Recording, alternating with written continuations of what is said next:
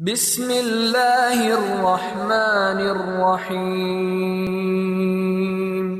الرحمن علم القرآن خلق الانسان علمہ البیان۔ البیان ترجمہ قرآن اور مختصر تشریح پر مبنی پروگرام، مقررہ ڈاکٹر فرحت ہاشمی۔ السلام علیکم ورحمۃ اللہ وبرکاتہ۔ ناظرین، پروگرام البیان کے 10ویں حصے کے ساتھ آپ کی خدمت میں حاضر ہیں۔ آج کا پروگرام سورۃ البقرہ کی آیت نمبر 58 سے 61 تک ہے۔ آئیے آج کی آیات کی تلاوت سنتے ہیں۔ اعوذ باللہ من الشیطان الرجیم، بسم اللہ جہاں سے چاہو جو چاہو بلا روک ٹوک کھاؤ، لیکن ایک کام کرنا، وادخلوا الباب سجدا، دروازے سے سجدہ کرتے ہوئے داخل ہونا، یعنی سر جھکا کر، عاجزی کے ساتھ، انکساری کے ساتھ، اللہ کا شکر ادا کرتے ہوئے۔ وقولوا حطۃ، اور حطۃ کہتے ہوئے داخل ہونا۔ حطۃ کا معنی ہے جیسے ہم کہتے ہیں استغفر اللہ، کہ اے اللہ مجھے بخش دے۔ نغفر لکم خطایاکم، ہم تمہاری خطاؤں کو معاف کر دیں گے۔ وسنزید المحسنین، اور عنقریب ہم محسنین کو، احسان کرنے والوں کو اور بھی زیادہ دیں گے۔ تو اس سے پتہ یہ چلتا ہے کہ اللہ سبحانہ وتعالیٰ بندے کو جب کوئی نعمت عطا کرے تو بندہ شکر گزاری کے طور پر عاجزی کا اظہار کرے، استغفار کرے۔ جیسے نبی صلی اللہ علیہ وسلم کا مشن جب مکمل ہوا تو آپ کو حکم دیا گیا، اذا جاء نصر اللہ والفتح ورأیت الناس يدخلون فی دین اللہ افواجا فسبح بحمد ربک واستغفر انہ کان توابا، کہ جب اللہ کی مدد اور فتح آ جائے، فتح نصیب ہو جائے، اور تم دیکھو کہ لوگ دین میں جوق در جوق داخل ہو رہے ہیں، گروہ در گروہ آ رہے ہیں، تو ایسے موقع پر کیا کرو؟ فسبح بحمد ربک، اپنے رب کی حمد کے ساتھ، تعریف کے ساتھ اس کی تسبیح بیان کرو کہ یہ سب کچھ اللہ کے فضل سے ہوا ہے۔ واستغفر، اور استغفار کرو، انہ کان توابا، بے شک وہ بہت توبہ قبول کرنے والا ہے۔ ہمارے لیے بھی لازم ہے کہ نعمتوں کو پا کر کبھی بھی سرکشی نہ کریں، ناشکری نہ کریں، مزید اور زیادہ اللہ کے آگے جھک جائیں۔ جب ایک انسان نعمت پر شکر ادا کرتا ہے تو اللہ کا وعدہ ہے کہ میں اور زیادہ نعمت عطا کروں گا، اسی لیے فرمایا وَسَنَزِيدُ الْمُحْسِنِينَ، ایسا کرنے والے کو ہم اور زیادہ نعمتیں عطا کریں گے۔ لیکن بنی اسرائیل نے کیا کیا؟ ایز یوزول فَبَدَّلَ الَّذِينَ ظَلَمُوا قَوْلًا غَيْرَ الَّذِي قِيلَ لَهُمْ، ظالموں نے بات کو ہی بدل ڈالا۔ انہیں حطۃ بولنے کے لیے کہا گیا تھا، انہوں نے اس کو حنطۃ بنا لیا، گندم چاہیے، گندم چاہیے۔ یعنی اللہ سبحانہ وتعالیٰ کے احکامات کے ساتھ مذاق کیا جا رہا ہے۔ بالکل ایک بچگانہ طرز عمل ہے کہ عام طور پر جب بچوں کو کوئی بات کہی جاتی ہے تو بعض اوقات وہ بات کا بتنگڑ بنا دیتے ہیں، کیونکہ کوئی بھی مہذب سمجھدار انسان ایسا نہیں کر سکتا۔ تو انہوں نے بھی حطۃ کہنے کی بجائے، کہا جاتا ہے کہ جھک کے چلنے کی بجائے اور سجدے کی حالت میں یا سجدہ شکر کرنے کی بجائے انہوں نے اپنی سرینوں پر اکڑ اکڑ کے، گھسٹ گھسٹ کے اندر جانا شروع کیا اور ٹھٹے لگاتے، ہنسی مذاق اڑاتے اور اللہ کے کلام کو بھی بدل دیا، جبکہ ایسا کرنا صریح ظلم ہے۔ اسی لیے اللہ تعالیٰ فرماتے ہیں فَأَنزَلْنَا عَلَى الَّذِينَ ظَلَمُوا رِجْزًا مِّنَ السَّمَاءِ، ایسا کرنے والوں پر ہم نے، یعنی جنہوں نے ظلم کیا تھا، آسمان سے ایک عذاب اتارا۔ احادیث سے پتہ چلتا ہے کہ وہ طاعون کی بیماری تھی۔ کیوں یہ بیماری ان پر کیوں اتری؟ یہ مصیبت ان پر کیوں آئی؟ اس کی وجہ بھی بتا دی گئی، بما کانوا یفسقون، کیونکہ وہ نافرمانی کر رہے تھے، گناہ کا کام کر رہے تھے، اللہ کو ناراض کر رہے تھے، اللہ کے حکم کا مذاق اڑا رہے تھے، اللہ کی بات کو بدل رہے تھے۔ اور اللہ کی بات کا مذاق اڑانا کوئی معمولی چیز نہیں ہے۔ خالق کائنات کی بات کو حقیر سمجھنا اور اسے مذاق میں اڑانا یہ بہت بڑا جرم ہے جس کی سزا دنیا میں بھی ملتی ہے، جیسا کہ اس واقعے میں بتایا جا رہا ہے۔ پھر اس کے بعد ایک اور معجزے کا ذکر ہے، وَإِذِ اسْتَسْقَىٰ مُوسَىٰ لِقَوْمِهِ، صحرائے سینا میں ہزاروں کی تعداد میں، لاکھوں کی تعداد میں بنی اسرائیل موجود ہیں، پینے کے پانی کا انتظام نہیں ہے۔ موسیٰ علیہ السلام کے پاس آتے ہیں اور کہتے ہیں کہ ہمیں پانی چاہیے، تو موسیٰ علیہ السلام اپنے رب سے دعا کرتے ہیں کہ یا رب اس صحرا میں تو ہمیں پانی عطا کر۔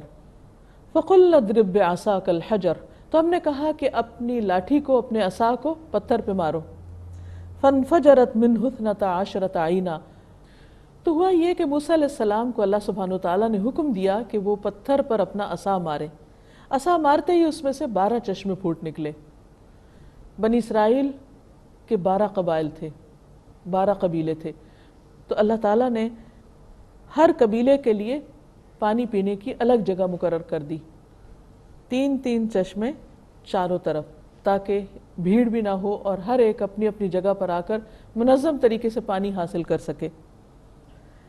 فرمایا کہ قد علم کل اناس مشربہم، ہر گروہ کو، ہر قبیلے کو اپنا مشرب، اپنا گھاٹ پتہ چل گیا، نامزد ہو گیا کہ کون کہاں سے پانی لے گا، تاکہ باہم لڑائی نہ ہو۔ پھر فرمایا کلو وشربو، کھاؤ اور پیو، اللہ کی نعمتیں ہیں، من رزق اللہ، اللہ کے دیے ہوئے رزق میں سے، ولا تعثوا فی الارض مفسدین، بس ایک کام نہ کرو، اور وہ کیا کہ زمین میں فساد نہ کرو، بگاڑ نہ کرو۔ فساد کب ہوتا ہے؟ جب انسان اللہ کی نعمتوں کو مس یوز کرتا ہے، انہیں استعمال کرنے کے بعد اللہ کا شکر ادا نہیں کرتا، تکبر کرتا، سرکشی کرتا ہے، یا بندوں کے ساتھ شیئر نہیں کرتا، جیسا کہ سورت کے شروع میں آتا ہے وَمِمَّا رَزَقْنَاهُمْ يُنْفِقُونَ، اس میں سے جو رزق ہم نے ان کو دیا ہے وہ خرچ کرتے ہیں، نہیں دوسروں کو بھی دیتے ہیں۔ لیکن جب مالدار لوگ رزق کو ضرورت مندوں کی طرف نہیں لوٹاتے اور سارے کا سارا خود سمیٹ لیتے ہیں، تو معاشرے کے اندر بے چینی اور اضطراب پیدا ہوتا ہے، جس کے نتیجے میں لڑائی جھگڑے اور فسادات پیدا ہوتے ہیں، اور حقوق کی محرومی کا احساس لوگوں کے اندر جنم لیتا ہے، جس کے نتیجے میں قتل و غارت ہوتی ہے۔ تو اس لیے یہاں پر اللہ سبحانہ وتعالیٰ نے ان کو کہا کہ تم نعمتیں تو استعمال کرو، لیکن آپس میں لڑائی جھگڑا اور فتنہ فساد نہ کرو۔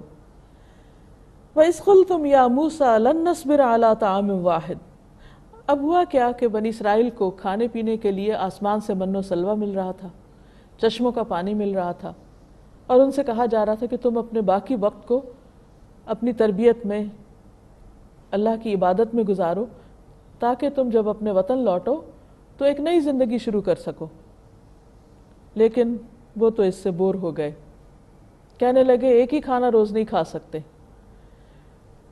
اس کھانے میں ایک میٹھا تھا، ایک نمکین تھا، اور چشمے کا پانی تھا، لیکن وہ اس پہ راضی نہ ہوئے۔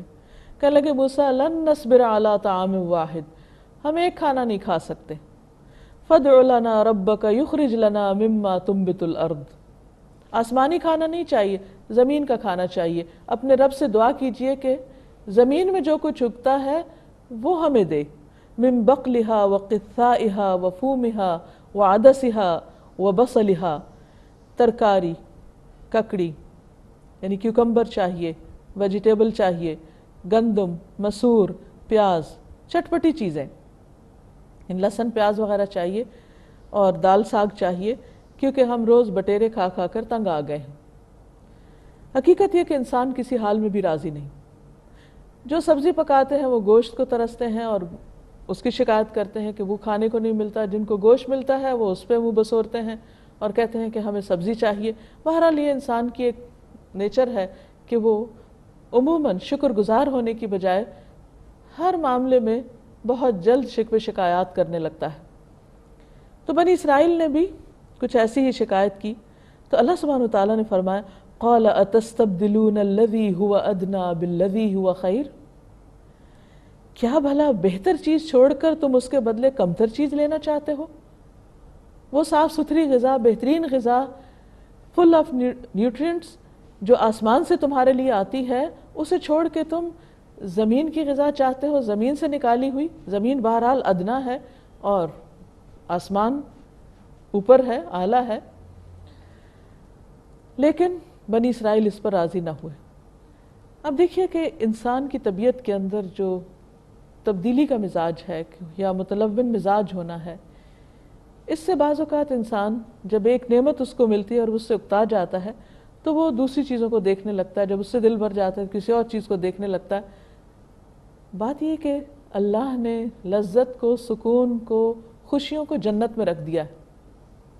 دنیا میں اگر انسان ان چیزوں کے حصول کے پیچھے بھاگتا رہے تو وہ کہیں بھی جا کے نہیں ٹک سکتا، رک نہیں سکتا، وہ ایک کے بعد ایک چیز کے پیچھے بھاگتا رہے گا، کیونکہ ہے ہی نہیں۔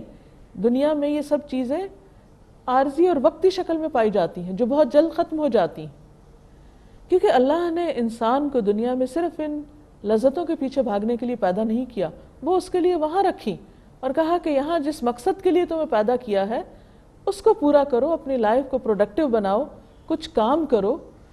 لیکن عموماً انسان مقصد پر نظر رکھنے کی بجائے خواہشات کے پیچھے دوڑتا ہے، اور بعض اوقات خواہشات کی تکمیل کی خاطر اعلیٰ ترین چیز کو چھوڑ کر، اعلیٰ مقاصد کو بھول کر ادنا اور حقیر چیزوں کے پیچھے چل پڑتا ہے۔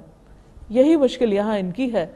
تو اللہ سبحانہ وتعالیٰ نے فرمایا ٹھیک ہے، تمہیں اگر یہ نہیں چاہیے اور زمین کی چیزیں چاہیے، چٹپٹی چیزیں چاہیے، تو جاؤ اہبطوا مصرن، کسی شہر میں اتر جاؤ، چلے جاؤ کہیں ڈھونڈو پھر جا کر، فإن لکم ما سألتم، وہاں تمہیں وہ سب کچھ مل جائے گا جو تم چاہتے ہو۔